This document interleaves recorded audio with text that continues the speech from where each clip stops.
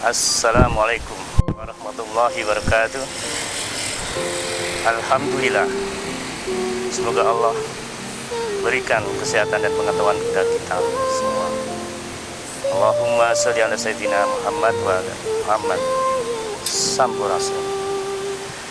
Sahabat Maung Channel, kita sering mendengar lagu kebangsaan Ibu Pertiwi. Tapi apakah kita tahu apa makna yang terkandung di dalam? Untuk itu, dalam kesempatan ini kita akan membahasnya dengan analisa berdasarkan petuah dan pitutur dari para sesepuh.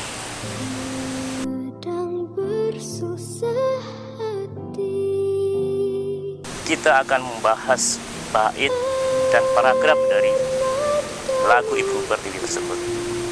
Selama ini kita tahu ya, dan kita dengar bahwa lagu Ibu Pertiwi ada dua bait. Dari bait pertama, paragraf pertama, kulihat Ibu Pertiwi, ini penulis mengatakan bahwa dia melihat seorang ibu Pertiwi atau motherland yang sedang bersusah hati. Susah hati kenapa? Sampai airnya berlinang. Airnya, matanya berlinang, itu menandakan kesedihan. Kemudian Mas Intannya terkenang. Mas Intan itu menandakan suatu harta terkenang, jadi sudah tidak ada. Artinya secara majas personifikasi mengatakan bahwa emas intannya itu bisa diartikan sebagai seseorang yang Ibu Pertiwi cintai dan sayangi, sehingga beliau merasa kehilangan. Kemudian pada bait pertama paragraf kedua, hutan, gunung, sawah, lautan, simpanan kekayaan. Pertanyaannya, disimpan di mana? Disimpan di bank kah? Atau hutan, gunung, sawah, lautan itu merupakan kekayaan yang dimiliki oleh Ibu Pertiwi? Ini Ibu sedang lara. Kenapa lara? Bisa jadi yang dimaksud dengan lara itu karena khawatir bahwa harta yang menjadi simpanan dan kekayaannya itu menjadi pertentangan dan perebutan ketika beliaunya nanti wafat. Merintih dan berdoa. Akhirnya Ibu Pertiwi berdoa dengan sungguh-sungguh di hadapan Yang Maha Kuasa agar harta yang ditinggalkan tersebut memberikan keselamatan dan kemakmuran untuk bangsa Indonesia, bukan malah menjadi pertengkaran dan perebutan. Di bait kedua paragraf 1, kulihat Ibu Pertiwi, kembali dari penulis lagu ini mengatakan melihat Ibu Pertiwi atau motherland. Kami datang berbakti. Jadi ada rakyat atau generasi mendatang yang datang untuk berbakti. Lihatlah putra putrimu. Jadi yang akan datang adalah generasi putra dan putri mengembirakan ibu. Untuk apa? Ya agar apa yang menjadi milik Ibu Pertiwi, amanah Ibu Pertiwi, dapat dilaksanakan oleh generasi putra putri mendatang. Kemudian di bait kedua, paragraf 2, Ibu kami tetap cinta, menyatakan bahwa seorang anak mengatakan kepada seorang ibu yang dia cintai, putramu yang setia. Jadi anak yang cinta dan setia tersebut adalah anak laki-laki. Untuk apa anak tersebut cinta dan setia? Yaitu untuk menjaga harta pusaka, harta amanah, Untuk siapa harta amanah tersebut?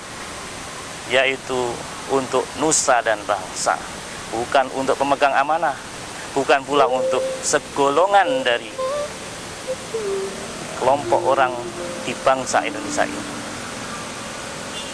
Dari penjelasan bab 1 sampai bab 2 tersebut, maka dapat disimpulkan bahwa Ibu Pertiwi itu bisa jadi yang dimaksud bukan tanah air seperti yang selama ini kita pahami, tetapi benar-benar seorang ibu putri dari bangsa Indonesia. Yang kedua, beliau sedih kehilangan seseorang yang beliau sayangi,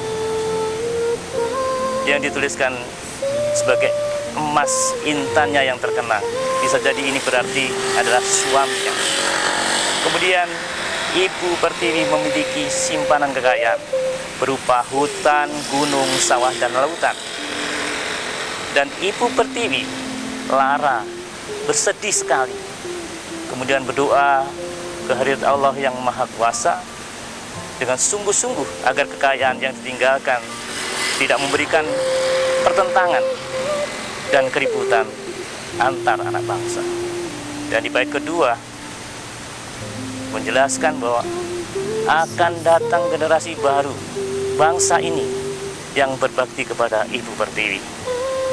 Generasi tersebut putra dan putri akan datang untuk menggembirakan Ibu Pertiwi sehingga tidak sedih kembali. Ibu Pertiwi memiliki seorang putra yang tetap cinta dan setia. Putra tersebut telah menjaga harta pusaka sebagai harta amanah untuk nusa dan bangsa, pastinya untuk kejayaan bangsa dan kemakmuran seluruh rakyat Indonesia.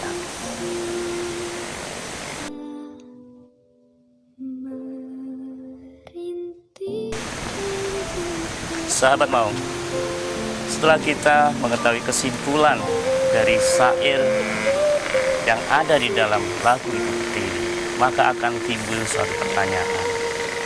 Siapakah Ibu Pertiwi tersebut kalau dia adalah sosok dari seseorang yang merupakan putri dari bangsa Indonesia ini?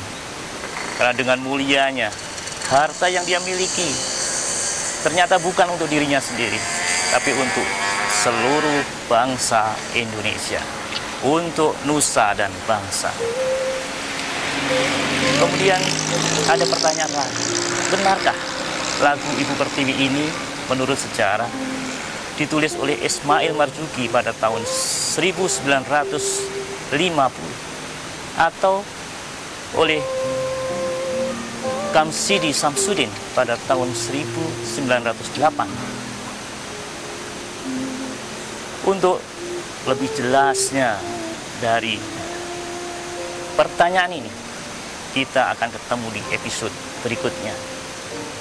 Apa yang sudah saya simpulkan tentang makna dari syair Ibu Pertiwi ini bukan kebenaran mutlak, tetapi adalah tafsiran yang bisa jadi salah, tapi ini merupakan hasil analisa dari pitutur dan petuah orang-orang sepuh.